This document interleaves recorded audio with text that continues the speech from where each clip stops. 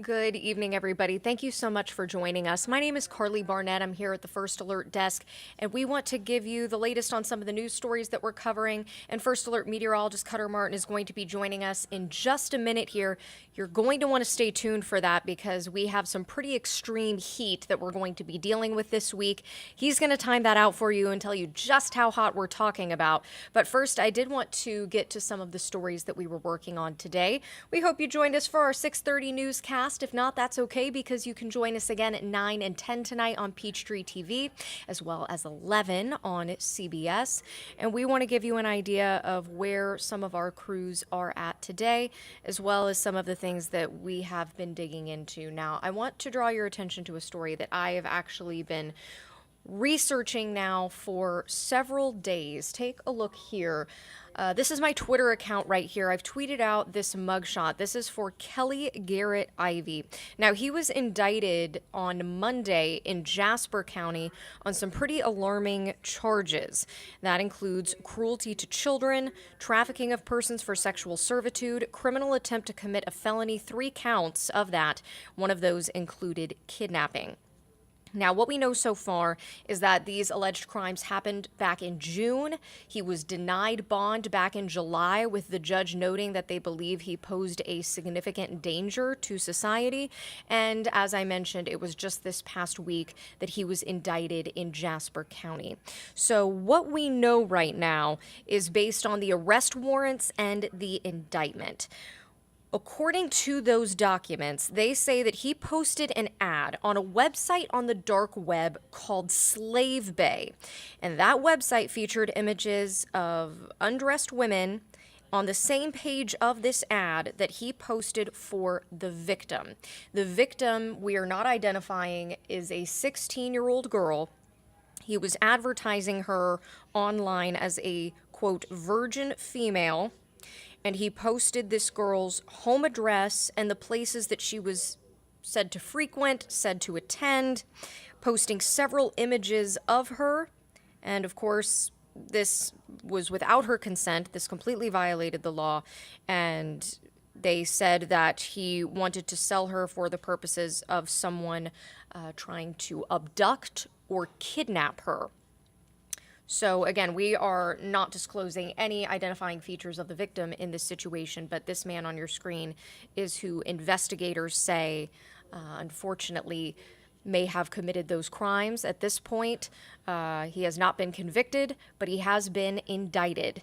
And we're going to have more on this tonight. I actually spoke to an advocate that works to prevent sex trafficking. She is in Metro Atlanta. The group is called Street Grace, and she says that she has notes for parents and for students, especially as we go back to school. So she says, things that might sound simple but aren't always as easy in practice, really talking to your child, monitoring their online activity, but not just monitoring your child's online activity, monitoring your own. What images are you sharing of your children? What videos are you putting out there online? Because as this advocate said, unfortunately, these people that may be looking to do your child harm are going to take advantage of any and all situations. So this case actually happened out of central Georgia. This man was indicted in Jasper County. He is from Forsyth, Georgia. But we know that unfortunately human trafficking and these images being posted on the dark web are not exclusive to any one area. This is not only a local problem, it's a statewide problem, it's a national problem, and it is a world problem. So this isn't meant to scare any parents out there. It's simply just to build awareness that this young girl's images were posted to the dark web with intent to harm her, with intent to sell her, essentially, and telling these potential abductors where she lived and where she was located at any given time. Thankfully, we know that the girl is physically unharmed. However, as you can imagine, they said this was quite traumatic for her. We, of course, are covering several other stories today, and I want to draw your attention now to our website. This is the latest incident of anti Semitism that happened in Metro Atlanta. Take a look here. This is our website so that you can go and read more about it. But what we know is that posters were circulated in Marietta that were attributing things to the Jewish Anti-Defamation League, as they put it. I'm scrolling down here to show you a little bit more. As we know, this is not the first incident of this happening in Metro Atlanta. It was just this past week on Wednesday that there was a bomb threat at the Jewish Federation of Greater Atlanta in Midtown. That building also housing the Bremen Heritage Museum. And I was out there reporting when that happened. We were on the scene of that breaking news. We were told about 70 people, both visitors and employees, all had to be evacuated. Thankfully, it was a bogus bomb call, but essentially, we spoke to the CEO of the Jewish Federation of Greater Atlanta, who says they were told that bombs had been planted in the building and that they would go off in 20 minutes. So naturally, a very scary situation. Atlanta police had explosive sniffing canines there. They ultimately cleared the scene. So this was just a matter of days ago. And now these flyers are popping up in Marietta. And we're looking at almost really a once a month trend, unfortunately. We've seen this happen in the city of Hampton. We've seen this happen in the city of Alpharetta. We have seen these flyers as well as Sandy Springs and Dunwoody neighborhoods. And so, organizations are just asking you to be vigilant. If you see any of these flyers, if you see any of these things, just to report it. Make sure your local jurisdiction knows, because the more information they have, the more they can better attempt to figure out where these pockets of hate are popping up and try to draw conclusions there. So sadly, this is just the latest in a series of incidents, and we spoke to the Anti-Defamation League, who said that the numbers are pretty startling. In fact, white supremacist propaganda, they said, from 2021 to 2022 increased by 400%, as well as incidents of anti-Semitism going up 120% in that same amount of time. That was according to their latest audit that they did. Of course, they don't have the numbers yet for 2023, but still a very alarming picture of what we've seen with this data. You'll remember earlier in the summer at a Chabad in Cobb County, there were self-proclaimed Nazis out there with swastikas and holding flags. So this is a very scary pattern that we are seeing in Metro Atlanta. And our next story is one that we have been following now for days, and we just want to stay on top of this news. This is Josiah Mitchell. Now, you'll remember he was reported missing on Wednesday night. His father had initially reported him kidnapped in DeKalb County. However, DeKalb County Police later came out and said that that story was not true. And Artavius North, 23 years old, the child's father, has been charged with filing a false police report and making false statements. Now, what you're seeing here are images of the now fully drained lake. That lake is at an apartment building where the child's father reportedly lived. Investigators say they didn't necessarily have a reason to believe that anything would come of this search of the lake. They just said that they were trying to exhaust all of their resources, leave no stone unturned. But now that lake is fully drained, and as far as we know, investigators have been very tight-lipped on this case, but as far as we know, there has been no evidence that has come of that search of the lake. So since Wednesday night, understandably, his family has just been in turmoil trying to figure out what happened to Josiah Mitchell. They have been out there searching. I remember when I was out there covering it, they were standing by the lake all day Friday, just waiting for any answers. So they are encouraging you, if you know any information, to call 911 right away. Josiah is still missing, and we do know that his father is in custody. He has been charged and has been denied bond. At this point, we've reached out to East Point Police. They say they have no updates at this time. They are hoping to have more information for us, they say, this week. So when we know of any updates, we will be sure to share those updates with you. I just saw on YouTube that Tria Willow commented, saying, "Thank you for letting us know. Terrifying feeling us moms and grandmas to organize and unveil these truly evil perpetrators." You're so right. And, again, we don't want to give this information to scare anybody. However, we can't guard against what we are not aware of. And this is sadly the latest incident. She's referring to that story of Kelly Garrett Ivy being indicted on child cruelty charges, including efforts to commit a kidnapping, which is a felony charge. So we're going to have more on that for you tonight. I am in the process of working on our web story for that now. But out of this story, we want to build awareness, and that is where that advocacy group comes in that we were talking about, who really just have that open conversation with your children, because she said, if you don't, and we know it's a difficult conversation to talk about, but if you don't have that conversation, she was saying, they're going to think it's normal. They may think it's normal if, say, somebody reaches out to them online, or even if this person presents as a safe person. So we don't want to focus on solely the negative. We want to focus on awareness and education that can come from it. Now, we want to shift gears here a little bit. Let's go ahead and take a live look outside over Midtown. It is going to be a scorcher of a week, so please keep that in mind.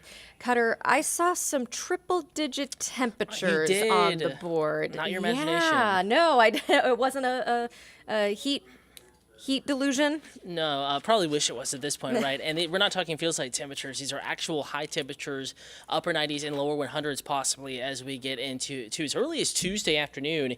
Even tomorrow afternoon, a bit of a jump up in our temperature. So keep that in mind. The warming trend has begun. It is well underway. And we will feel it, no doubt about it, as we get into the middle of the work week. And the heat wave really doesn't look to let up any until we get to maybe next weekend. Good evening. Thank you for sticking around, for watching. I'm Atlanta News First Alert Meteorologist Karli Barnett, here to give you a check of the forecast. And as Karli was just talking back and forth with some folks on YouTube, we are live on YouTube right now. And I sent an alert to the First Alert weather app. So if you're joining from the First Alert weather app, thank you for tuning in. And a reminder, you can watch live feeds every evening, Monday to Sunday, unless there's something unusual going on, 8 p.m. and also about 10 o'clock every morning, Monday through Sunday, right here in the First Alert Weather app. All you have to do is scroll down to the bottom of the app and click Watch Live. Also, we're streaming right now at AtlantaNewsFirst.com and in the Atlanta News First, the news app as well. And now it's time to kind of dive into the forecast. We'll start with what's happening right now before we dive too deeply into the forecast, what we have coming up. Going to give folks a few more minutes to join in. But again, outside right now, it is still warm, 87 degrees right now. That is only about 20 minutes old, that temperature reading at Hartsfield-Jackson Atlanta International Airport.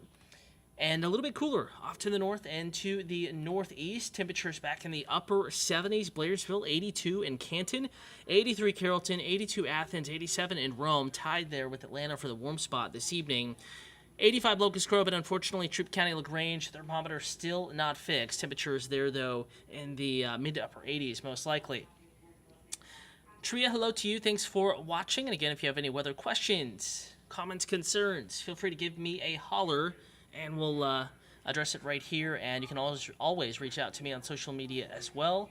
Cutter Martin on Facebook, Twitter, Instagram, Threads, pretty much every platform. Let's talk the hour-by-hour forecast right now. Overnight tonight, we remain dry. No concerns of rain tonight. In fact, hardly any clouds out there. A slow cool down. And I think you will notice that it's a little bit muggier this evening versus yesterday evening. So you're feeling the moisture in the air. Nonetheless, nothing falling from the couple of clouds that we do have out there this evening, overnight tonight, and into tomorrow morning. On that note, out the door, mild, mid-70s. Inside the perimeter, I-285.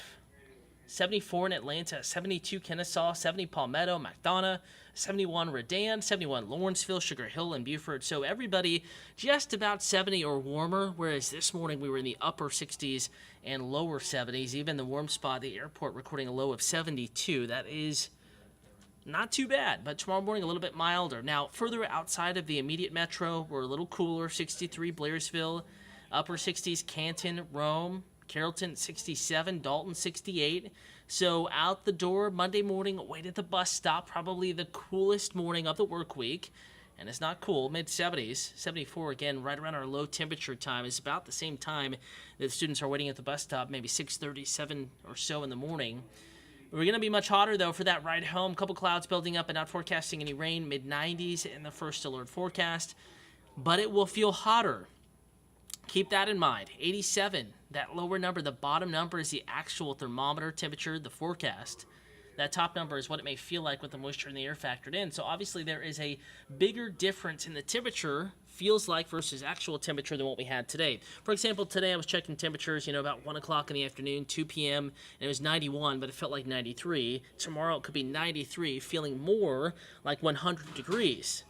And we do have a heat advisory in effect for areas south and southeast of the city of Atlanta. Does not include the city itself, but South Metro on to the south and to the southeast. We do have a heat advisory in effect. In fact, I'm going to pull up that advisory for you now, load it up.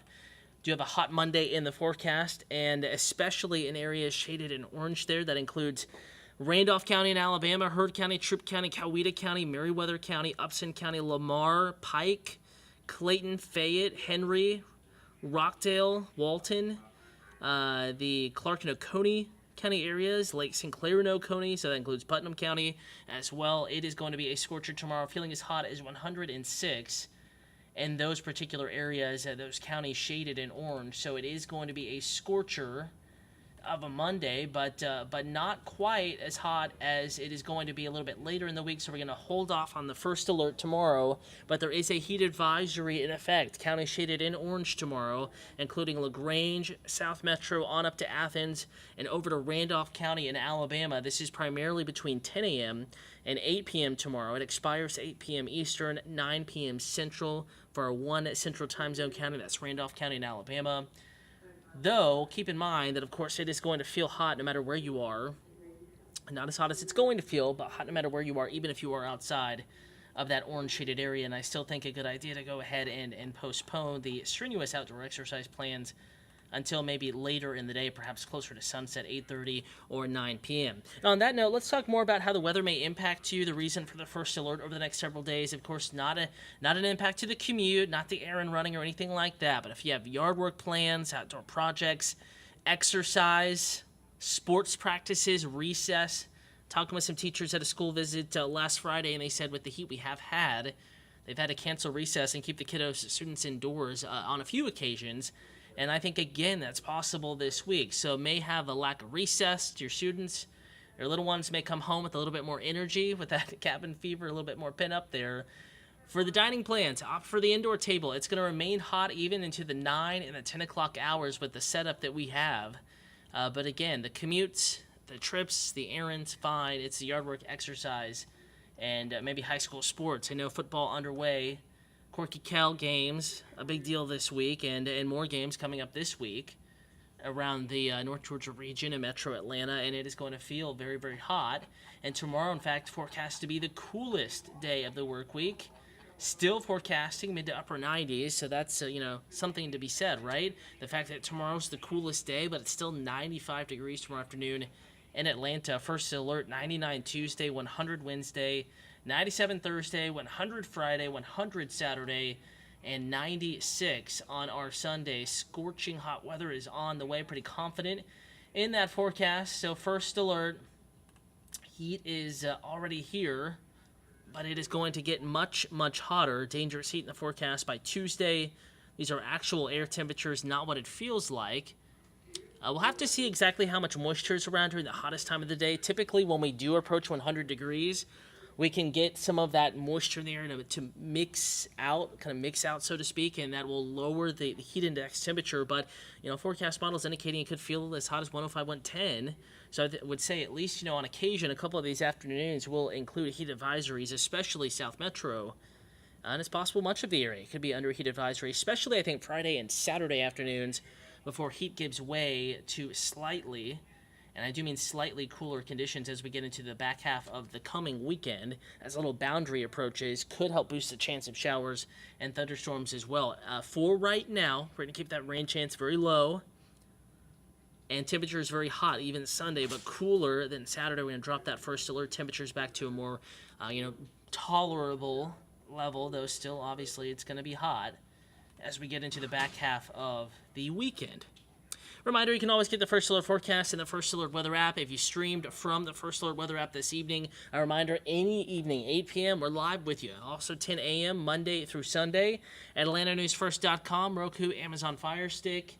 And coming up here in about 30 minutes, we're live. Atlanta News First on Peachtree TV. You can stream it anywhere you're streaming this. Also, just watch it on traditional TV as well. We're back for the 10 o'clock hour and then over on WANF at 11 p.m. Big story, it's the heat this week. We'll have your latest forecast coming up here in just a little bit on Peachtree TV. Have a good evening and stay cool as we go through the work week.